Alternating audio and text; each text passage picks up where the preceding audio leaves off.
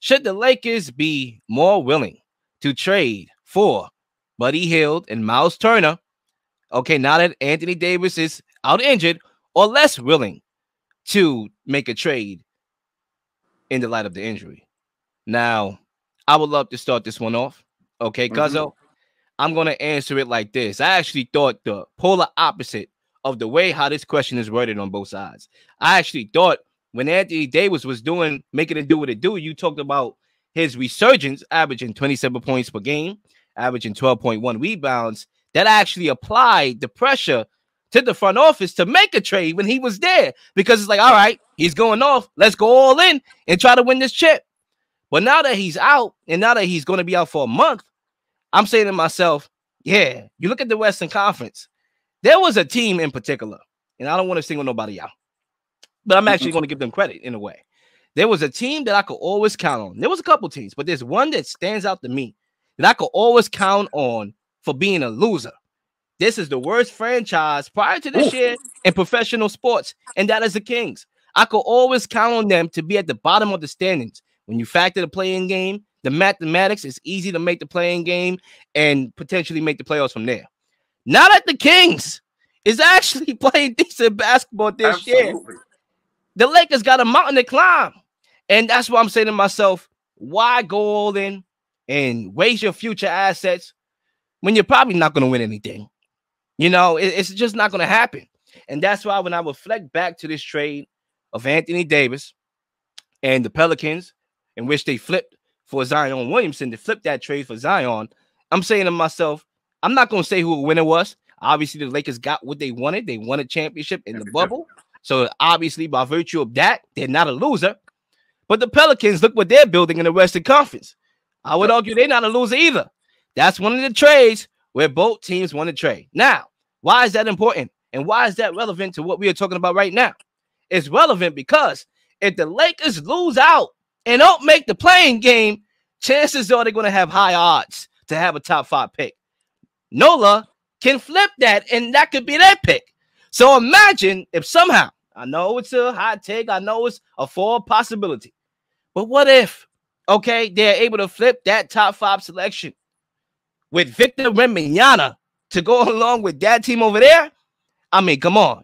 So when I reflect and circle back to this present conversation, no, they shouldn't be willing to trade for Buddy Hield and Myles Turner. If Anthony Davis was still there and cooking like how he was, then maybe if you're the front office, you feel the pressure to make a trade like that to go all in. So I'm gonna leave it at that. I totally agree. They can't. That's foolish right now. To make that trade. Now I'm gonna listen.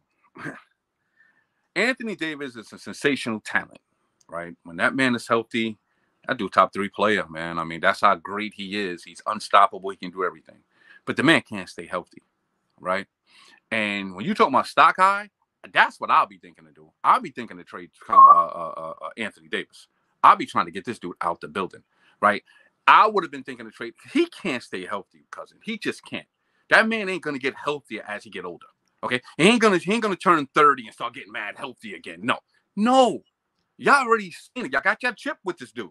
Okay, now it's time to sell that cat. I'll be trying to sell that dude immediately.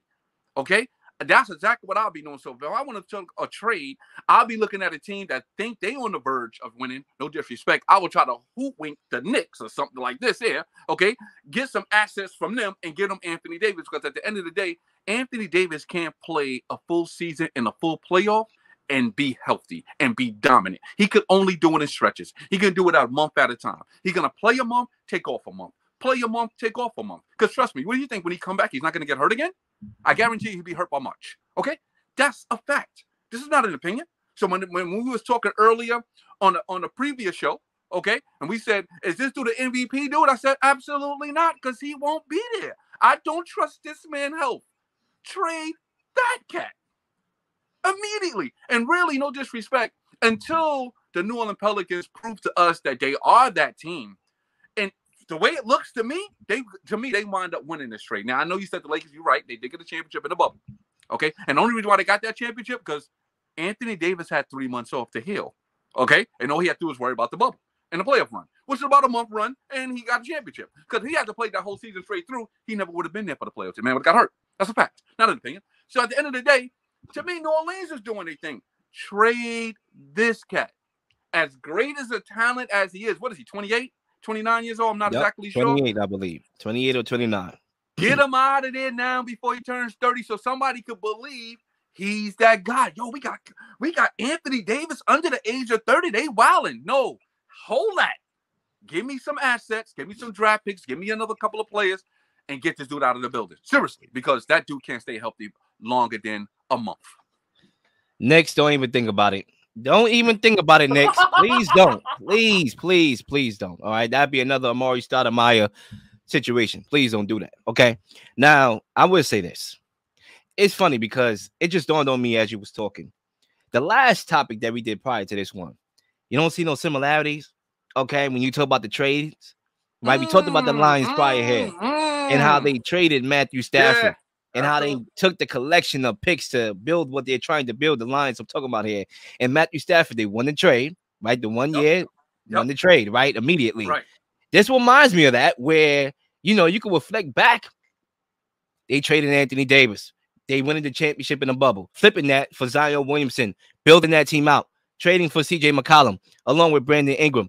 You know, and Brandon Ingram got traded from the Lakers in that package. And building that team, it's like, both situations, I could say that the teams, both sides, probably won the trade. And I understand the bubble. That's fair. You know, you talk about the bubble and how much we validate the bubble championship. But needless to say, they got their chip that they wanted. Obviously, they wanted more than one, but they got one.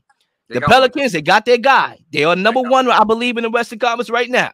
And they could potentially have another good player if the Lakers bottom out. Right. Absolutely. And you know what? Let's move on here. Before we do, I want to make this point of emphasis. The Lakers have 12 games over the next 17 games against teams with records of 500 or better. Whew. Okay, remember, the West is tight right now. Yeah. They won the game yesterday against the Wizards. It was a close game. They edged that out. But now you're kind of putting the pressure on LeBron to kind of turn back the clock in a sense. Not like, you know, he lost his game or anything, but he's not as durable as he once was. This LeBron James we talking about here. No, you know what it is, cousin? It's not that he's not even as durable, and he's not. But he's not as impactful. His numbers is not as impactful. And you know why, right? Because defensively, he's a very shell of himself.